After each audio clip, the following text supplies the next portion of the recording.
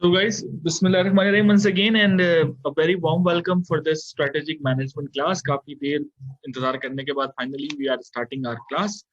Today our class will be divided into two sessions. On first part we will talk about a topic of one of the topic which is came more than one time in the final examination. It is world class organization. World class organisation क्या होती हैं और किसी भी world class organisation में क्या component होते हैं या क्या ऐसे प्रिंसिपल्स हैं जो कि एक ऑर्गेनाइजेशन को वर्ल्ड क्लास ऑर्गेनाइजेशन की कैटेगरी में फॉल करवा देता है. Today we will talk about that particular thing and later part हम जो हमारे पास पेपर्स हैं उसको थोड़ा सा रिव्यू करेंगे और एक असाइनमेंट आप लोगों को देंगे. ठीक है जी. तो बिफोर स्टार्टिंग द प्रोसीडिंग्स मैं रिक्वेस्ट करूंगा कि please bring your paper and pen with you and I will share a video with all of you guys. What you need to do, you need to watch that video, have some perception, and when we will come back we will talk about the video and about your perception regarding world class organization. So are you guys ready for it?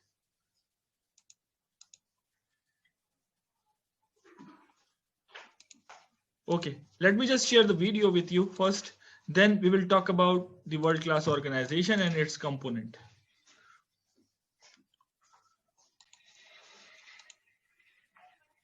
There you go. Management.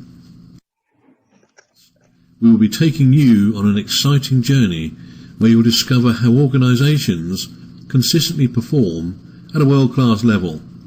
And it doesn't matter if you're just a one-man band or in a large corporate environment. What you will learn on this journey will dramatically change the way you think and the way you operate your business in the future.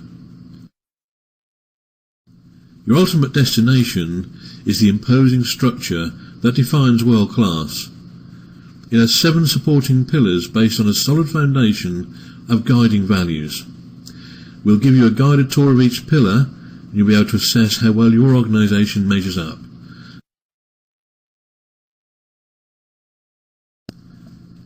Here is a preview of the highlights you can expect to see on the way.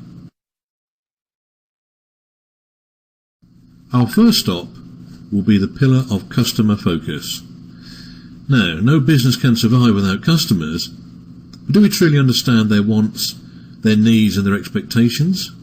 It's all very well meeting a written specification, but customers are often expecting something more, like do these people actually care about me and my business? Do we pay close attention to their changing requirements, and do we know when we're not delivering what they want? Because if you don't look after your customer, someone else surely will. We then move on to the pillar of internal relationships, which examines how well people work together within the organisation. And without strong relationships, the subsequent lack of trust will prevent true teamwork. And in great organisations, when the going gets tough, people support each other and help each other out. This dynamic ensures the collective business succeeds in its quest to be excellent. Next up is the pillar of employee engagement and how committed your people are to making the business a real success. Research shows that engaged employees not only improve financial performance, but they directly influence customer loyalty and repeat business, which in turn contributes to your growth. Here we will see employees going the extra mile because they feel an integral part of the organisation. Our journey continues on to the pillar of measurement, and here we will see the benefit of using measures to achieve consistent processes and to guide individual and business performance. We'll see the importance of measuring ourselves against our competition and using feedback metrics to understand our customers' experience. Because believe me, if you don't keep the score, people just won't play the game. The next pillar to come into view is the one about value-adding systems and processes. All methods, systems, procedures and processes need to be as slick and easy to use as possible. They shouldn't be obstacles to delivering the product or service to your customers.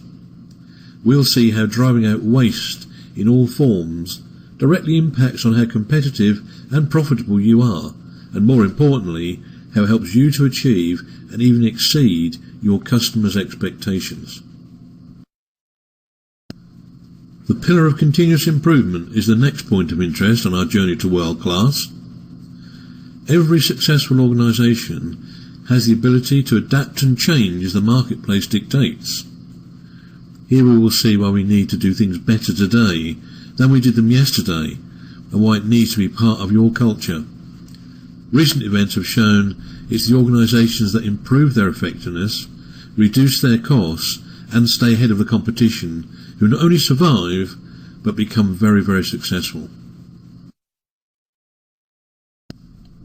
The final pillar is that of leadership and management, which provides a positive working environment to ensure personal and business development.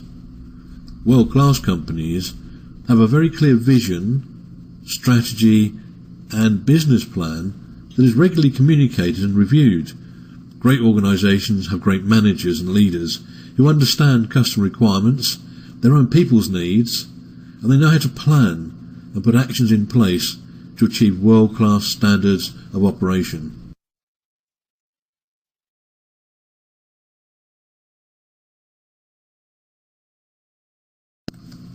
Now, as you can see, this whole structure sits on a foundation of values, which clearly sets out the way the organisation wants to be and how everything is conducted. This serves to demonstrate and support world-class behaviours and allows us to check if all employees are in harmony with the same set of values. Without this, maximum performance on the 7 pillars just cannot be achieved.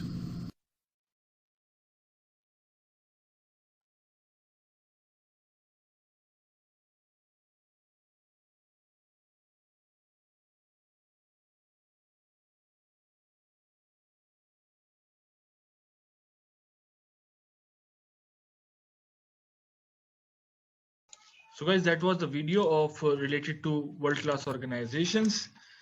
World-class organizations कौन होती हैं, क्या component होते हैं, हमने इस video में देखा. Let's talk about world-class organizations. कि बहुत सारी organizations आपने देखा होगा कि जो normally level पे काम किया और अब international अपने आप को multinational जो है या multinational claim करती हैं. So what are the principles? What were the principles जो कि उन organizations ने adapt किए in order to be the best in the market? So let's talk about some of the principles which we already saw in the video. On number 1, we have customer focus. Customer focus is also a component, integral part of quality management system. कि अगर आपको अपनी organization की quality को enhance करना है, तो customer focus पे जरूर काम करना होगा. और कस्टमर फोकस क्या चीज होती है, हम ऑलरेडी डिफरेंट मीनिंग में पढ़ चुके हैं. Customer focus means those organisation who are continuously taking a feedback, are maintaining a good relation with their customers. वो तमाम कंपनीज जो कि अपने कस्टमर के साथ क्लोज कांटेक्ट में होती हैं, उनकी नीड एंड एक्सपेक्टेशन को इवैल्यूएट कर रही होती हैं continuously. These companies are called customer focused companies. हम सब मुख्तलिफ commodities, मुख्तलिफ product and services को इस्तेमाल कर रहे हैं अपनी personal life में और अपनी professional life में. For example, हमारी अपनी personal कोई राय होती है किसी भी product के हवाले से और हम चाहते हैं कि companies को वो राय पहुंचे. तो companies की जिम्मेदारी है वो इस तरह के चैनल्स को प्रोड्यूस करें या डेवलप करें जिसके जरिए वो कस्टमर के साथ नीड एंड एक्सपेक्टेशन को शेयर कर सके. यानी कस्टमर अपनी नीड और अपनी एक्सपेक्टेशन पेरेंट कंपनी को बता सके.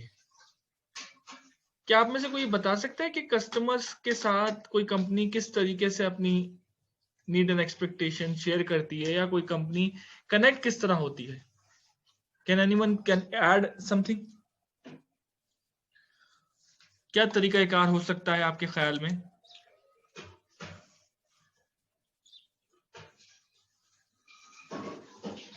हाँ जी, एनीवन?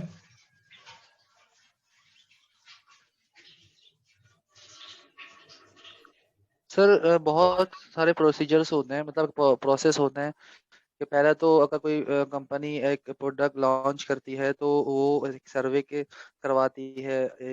फर्स्ट प्रोसीजर मतलब प्रोसेस ये होता है, या वहाँ के रहने वालों जो होते हैं उनके कस्टमर बनने वाले होते हैं उनका डेटा कलेक्ट करती है, ठीक है। या वो उसका मतलब कि एक एडवर्टाइजमेंट देती है जिसकी वजह से कस्टमर उसको मतलब अच्छा लगता है तो वो उस कंपनी से मतलब कि खुद ब खुद जो है वो उससे कोऑर्डिनेट करते हैं।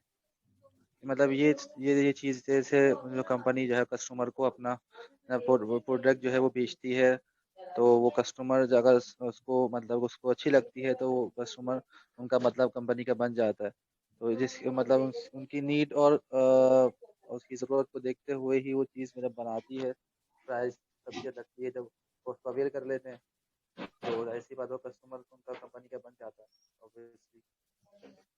Okay, okay. Your point has taken. जी, शुमाइला या अनीस, किस तरीके से कंपनीज ये चैनल्स डेवलप करती है कि वो कस्टमर की नीड एंड एक्सपेक्टेशन उनको पता चले?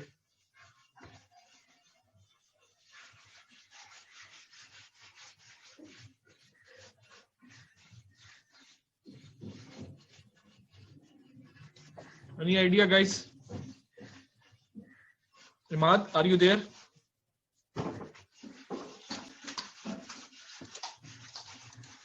Yes, sir. Okay. So again जहां पे हम डिस्कनेक्ट हुए थे वहीं से स्टार्ट करते हैं। कस्टमर फोकस कौन Yes, सी sir. ऑर्गेनाइजेशन होती हैं, मुझे बताइए। कौन से ऐसे चैनल्स कंपनीज डेवलप करती हैं कि वो कस्टमर फोकस कहलाएं? सर मैन्युफैक्चरिंग इंडस्ट्री ज्यादातर जो है वो कस्टमर फोकस पे वर्क कर रही होती हैं, और ज्यादातर मल्टीनेशनल का ऑर्गेनाइजेशन है वो तो ऑलरेडी इन पे काम कर रही होती हैं। मिसाल के तौर पे कोई कस्टमर है जो हमसे भी परचेजिंग कर रहा है और हमारे कंपटीटर से भी, ठीक है, और कोई ऐसा कस्टमर है जो सिर्फ किसी हमारे कंपटीटर से परचेजिंग करता है, हमसे नहीं करता, तो उसको फोकस करके उसको अपनी लिस्ट में अपने कस्टमर की लिस्ट में लाने के लिए हमें समथिंग मोर देन अदर उसके साथ करना पड़ेगा। सपोज करें उसकी डिजायर्स जो हैं उससे 2 कदम आगे जाके उसको फैसिलिटेट करना पड़ेगा, तो वो हमारे पास मूव हो पाएगा। इसी तरह जो हमारे एग्जिस्टिंग कस्टमर्स हैं उनको भी सस्टेन रखने के लिए उनकी डिमांड्स, उनकी नीड और with the passage of time हमें चेंज अपने प्रोसीजर में और के जरिए हर चीज में इम्प्रूवमेंट लानी पड़ेगी। सपोज करें लीड टाइम में इम्प्रूवमेंट लानी पड़ेगी, अपनी जो मैन्युफैक्चरिंग है उसमें नई नई प्रोडक्ट इन्वेंट करके मार्केट में सप्लाईज करनी पड़ेंगी। तो इस तरह से जो हमारे कस्टमर हैं हमें ये देखना पड़ता है कि उनकी नीड्स क्या हैं, जो उनकी नीड्स हैं क्या हम वो फुलफिल करते हैं, या उससे भी हमें 2 कदम आगे बढ़ के उसको फोकस करना पड़ता है कस्टमर को अपने मार्केट में सस्टेन कर पाते कर लेते। परफेक्ट, बहुत अच्छी मिसाल दी आपने। और ऐसा ही है, customer focus are those organisation who are continuously taking a feedback from their customers, clients. चाहती हैं कि हमेशा उनकी प्रोडक्ट और सर्विस जो है वो इम्प्रूव हो, डायनामिक हो, कॉम्पिटिटिव हो। जब हम वर्ड यूज करते हैं कॉम्पिटिटिव, इसका मतलब है कि आपकी प्रोडक्ट में कुछ इस तरह की चीज है, वैल्यू एडिशन है, जो कि आपकी अदर प्रोडक्ट्स या आपके जो कॉम्पिटिटर्स हैं उसमें नहीं है।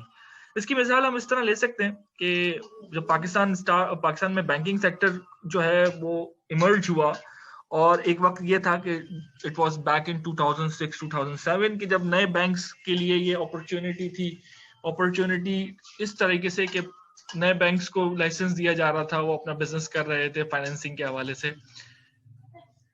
With the passage of time banks का जो बूम था वो तो कम हो गया, लेकिन बैंक्स ने अपनी वैल्यू एडेड सर्विसेज को कम नहीं किया। आज हमें बहुत सारी ट्रांजैक्शंस करने के लिए बैंकिंग के लिए ब्रांच जाने की जरूरत नहीं है। We just take our phone और यूजिंग मल्टीपल एक्टिविटीज जो कि पहले सिर्फ बैंक या ब्रांच से ही पॉसिबल थी। बिकॉज जैसे जैसे दुनिया आगे बढ़ रही है, कंपटीशन मल्टीपली जो है वो इंक्रीज हो रहा है among the organisation and among the industry. Organisation हमेशा ये चाहती हैं कि उनको फीडबैक वो मिले जिसकी जरूरत हो, जो आवाम या जो कस्टमर्स या जो क्लाइंट्स आपसे डिमांड कर रहे हो।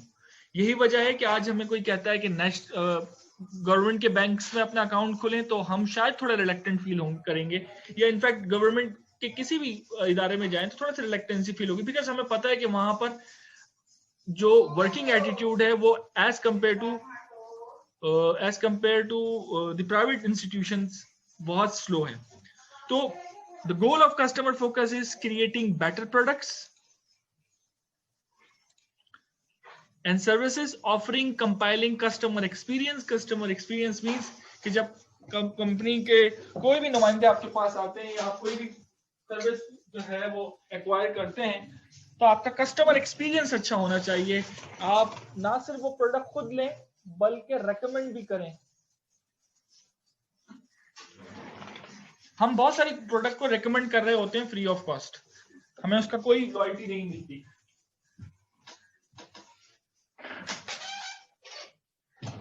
हमें कोई लॉयल्टी नहीं मिल रही होती उस प्रोडक्ट को रेकमेंड करने के लिए, but due to that, because हमारा एक्सपीरियंस उस प्रोडक्ट के हवाले से अच्छा होता है, हम उस प्रोडक्ट को रेकमेंड करते हैं दूसरी जगह पर। तो यही चीज ऑर्गेनाइजेशन चाहती हैं कि उनके पास ऐसे लोग हों, ऐसी प्रोडक्ट, ऐसे चैनल्स हों, सिंपल इज दैट कि जिसके जरिए वो एक हेल्दी और लॉयल जो है वो रिश्ता कायम कर सके। So that was a point regarding the customer focus. Next pillar is resources and capabilities. Well guys, we all know कि without resources you cannot achieve anything. आज मैं और आप जिस मीडियम के साथ जुड़े हैं, मेरी आवाज आप सब लोगों को आपके घरों तक पहुंच रही है, it's all about the resources and capabilities. मेरे पास अगर resources नहीं होते या इनफैक्ट आपके पास अगर resources नहीं होते, we cannot join together for making it happen that we are conducting a virtual class. इसी तरीके से अगर हमारे पास रिसोर्सेज होते हैं लेकिन मेरे पास ये कैपेबिलिटी नहीं होती कि मैं ऑनलाइन क्लास कंडक्ट कर सकता, आप सब लोगों को ज्वाइन करवा सकता, तब भी things will be incomplete. So the point is organisations को ऑर्डिनरी से एक्स्ट्राऑर्डिनरी, जिस जगह मतलब ये जो सफर है फ्रॉम ऑर्डिनरी टू एक्स्ट्राऑर्डिनरी, इसमें रिसोर्सेज एंड कैपेबिलिटीज का बहुत ज्यादा इंटरफेयर। कैसे? वो इस तरह कि पूरी दुनिया में जो इस वक्त मामला चल रहे हैं,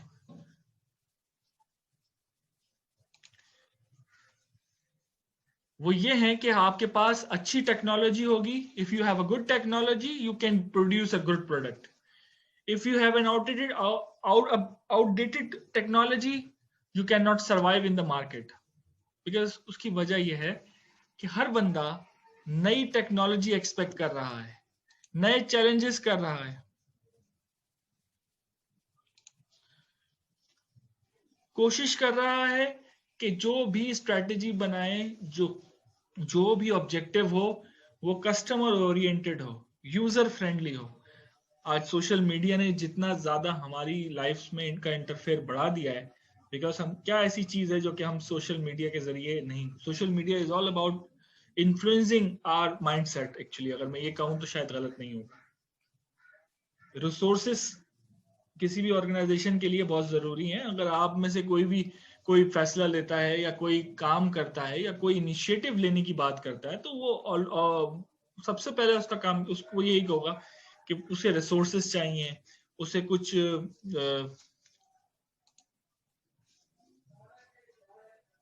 फाइनेंशियल रिसोर्सेज हो सकते हैं, ह्यूमन रिसोर्सेज हो सकते हैं, टेक्नोलॉजिकल रिसोर्सेज हो सकते हैं। तो ये वो कंपोनेंट हैं जो कि ऑर्गेनाइजेशंस को जरूरी है कि डेवलप करें। बिकॉज रिसोर्सेज के बगैर आप अपने विजन या मिशन को कंप्लीट नहीं कर सकते। हर साल हम सब की कंपनीज में बैठ के ये बात होती है, एनुअल प्लान्स बनते हैं, एनुअल स्ट्रेटजीज बनती हैं और उसमें ये बात की जाती है कि हम अगर कुछ एक्सपेक्ट कर रहे हैं अपनी सेल्स टीम से, अपनी प्रोडक्शन टीम से, तो हमें उन्हें उस गोल को या उस ऑब्जेक्टिव को अचीव करने के लिए जरूरी है कि हमें उन्हें रिसोर्सेज भी दें, बिकॉज अगर हम उनको रिसोर्सेज नहीं देंगे तो चीजें आगे नहीं बढ़ सकेंगी. Things will not going towards moving towards a positive sign. On number 3 we have strategic vision. मैं हमेशा कहता हूं कि mission is what to achieve and mission is how to achieve. For this, company के जो विजन है वो reflect कर रहा हो कि प्लानिंग आपकी सॉलिड है, और प्लानिंग जहां पर आती है वहां पर जो है वो एक मॉड्यूल हमने पढ़ा था सेकंड क्लास में, that is PDCA cycle, plan, do, check and act. Because अब PDCA साइकिल के जरिए आप ये समझ सकेंगे कि बेसिकली आपको किसी भी विजन चूज करने के लिए what are the planning phase and what are the data you will required.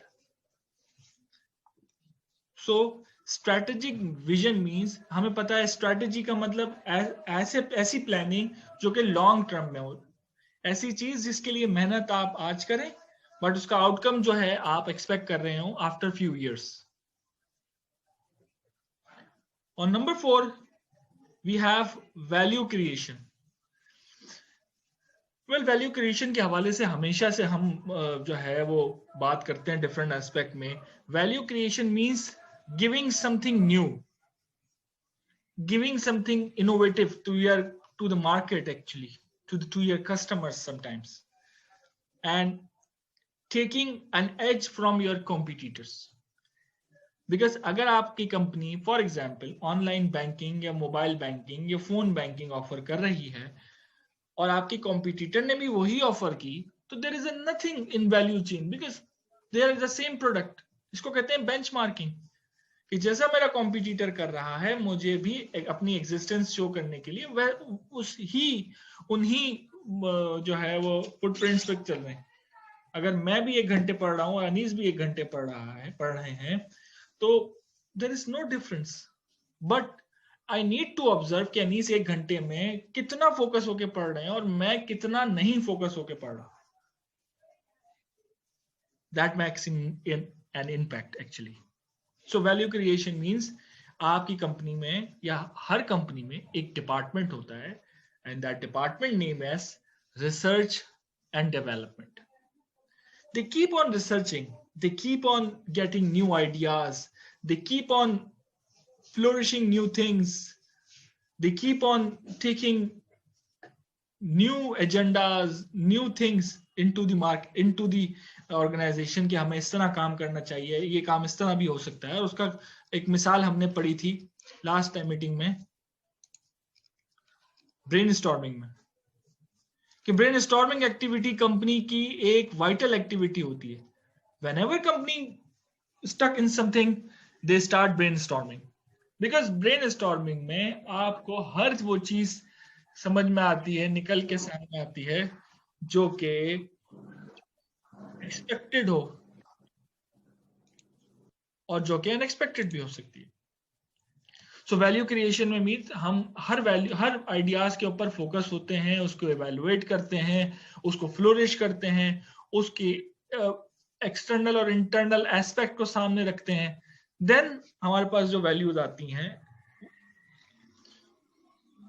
उस पर हम काम करते हैं और कॉम्पिटिटिवनेस की तरफ जाते हैं. यही वजह है कि Careem, Uber, Bykea and you name it, Foodpanda, पिछले कुछ सालों में बहुत सारी सर्विसेज हमारे सामने आई. बिकॉज प्रोडक्ट में क्रिएशन लोग ऑलरेडी उससे फेमिलियर थे, लेकिन सर्विस में क्रिएशन डायरेक्ट वैल्यू क्रिएट करती है.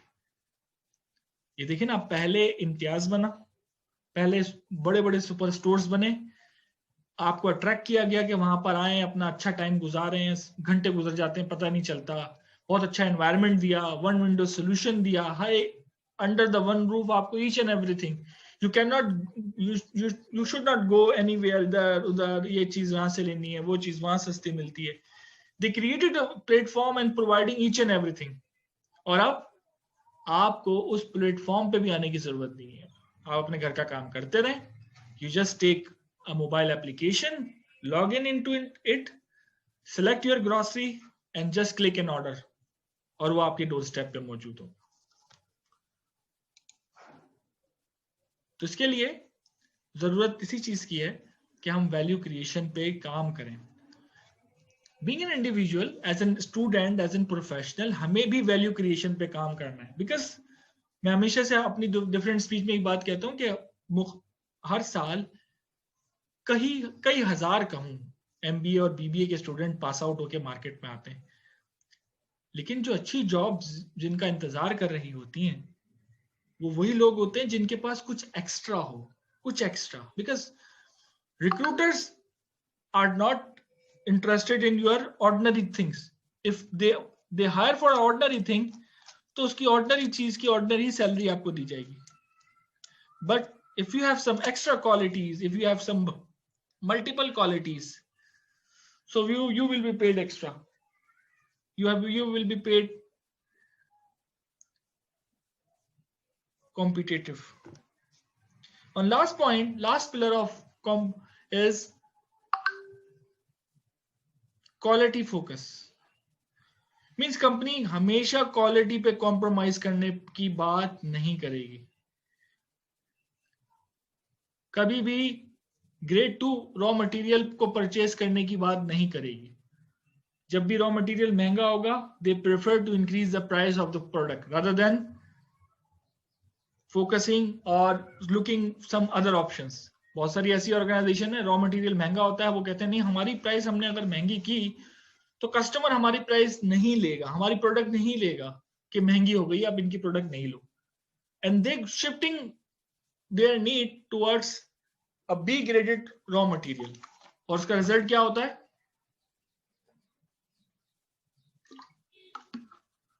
कस्टमर कंप्लेन्स, कस्टमर फिर भी स्विच करेगा. Yes very true. कस्टमर क्या कहा था आपने, रिपीट करेंगे प्लीज? कस्टमर फिर भी स्विच कर जाएगा. यस एक टाइम के बाद वो आके स्विच कर जाएगा. बिल्कुल सही कहा. क्यों स्विच करता है? बिकॉज उसे कस्टमर वैल्यू नहीं, क्योंकि वो इस वाले पोर्शन पे कॉम्प्रोमाइज कर जाते हैं. आप देखें ना, ये एक इमारत है गाइस, एक भी प्लेयर अपनी जगह से हिला पूरी इमारत ने गिर जाना है. हम अक्सर बहुत सारी प्रोडक्ट, बहुत सारे रेस्टोरेंट, बहुत सारी प्रोडक्ट के हवाले से, सर्विसेज के हवाले से कहते हैं यार पहले जैसी बात नहीं है. ऐसा है, ये सिमिलर काइंड ऑफ वर्ड हम मुख्तलिफ चीजों के लिए बोलते हैं. जी. क्यों बोलते हैं? उसकी वजह यह है कि जो एक्सपीरियंस, जो वैल्यू ऑफ मनी वो पहले दे रहा था वो अब नहीं दे रहा. और कुछ प्रोडक्ट्स को हम महंगा होने के बावजूद खरीद लेते हैं. इस वजह से खरीद लेते हैं बिकॉज हम समझते हैं कि यार महंगा है तो अच्छा है. एक कॉन्सेप्ट है लोगों का, आप माने या ना माने इस बात को, लोग इस बात को रखते हैं कि यार है महंगा है तो अच्छा है.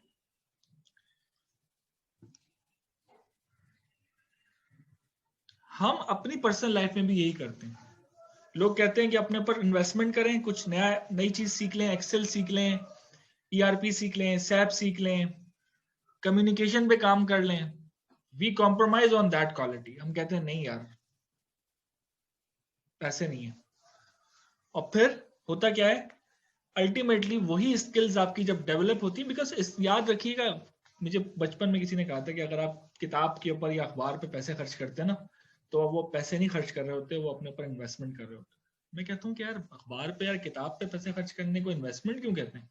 बिकॉज एक क्यूरियोसिटी होती है एक बुक को पढ़ने के लिए. बुक पढ़ ली, क्यूरियोसिटी खत्म. अब आपके लिए वो बुक शायद उतनी वैल्यूएबल नहीं रही. बट वो जो बुक ने काम करती है ना आपके एक्शंस में, आपकी कम्युनिकेशन में, वो चीज आप चाह के भी किसी चीज से चाह के भी नहीं सीख सकते, क्योंकि वो चीज आपको वैल्यू बुक से ही मिलती है. सो that was a pillar, that was a components of world class organization. Exam में भी आया था वर्ल्ड क्लास ऑर्गेनाइजेशन का सवाल कि उसमें क्या क्या उसकी। अच्छा, अब ये सवाल डिफरेंट तरीकों से आ सकता है, जरूरी नहीं है कंपोनेंट्स पूछे जाएं, हो सकता है प्रिंसिपल्स पूछ लें, हो सकता है स्टेप्स पूछ लें, हो सकता है किसी कंपनी का ABCD किसी कंपनी के नाम लेकर ये कहा जाए आपसे कि ये कंपनी वर्ल्ड क्लास बनना चाहती है, बताइए क्या स्टेप फॉलो करे। तो घबराने की जरूरत नहीं है, these are the steps. Because I don't know, but हो सकता है कि आपके पेपर फेस टू फेस हो सकता है ऑनलाइन हो, तो सवाल का कॉन्सेप्चुअल होना कोई मुश्किल या कोई एम्बैग्युइटी की चीज नहीं है, वो हो सकता है, बट जवाब आपके सामने मौजूद है।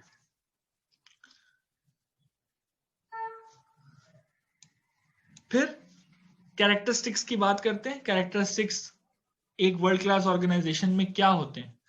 नंबर 1, जैसे हम पढ़ा, कस्टमर सर्विस, जिसे कस्टमर फोकस कहते हैं, quality control and assurance, research and development, जो हमने acquiring new technologies, we will discuss, innovation हमने डिस्कस किया, team based approach, team based का से मुराद आपस में लोगों को जेल करते हैं, लोगों से आपस में को कनेक्शन डेवलप करवाते हैं और टीम्स बनाते हैं, मुख्तलिफ टीम्स जिसमें लोगों की मुख्तलिफ क्वालिटीज होती हैं। ठीक है, जिस तरह कोई क्रिकेट टीम होती है, कोई बैट्समैन होता है, कोई बॉलर होता है, कोई ऑलराउंडर होता है, कोई विकेट कीपर होता है, कोई कैप्टन होता है, तो everyone has some different capabilities. Once they synchronize their energy, it make one synergy, they will make the difference.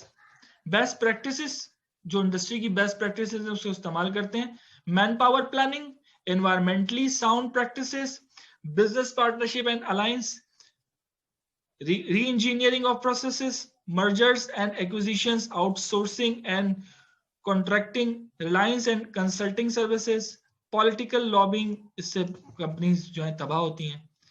तो ये कुछ कैरेक्टरिस्टिक्स हैं जो कि ऑर्गेनाइजेशंस को वर्ल्ड क्लास बनाते हैं। एनी क्वेश्चन गाइस, कोई सवाल?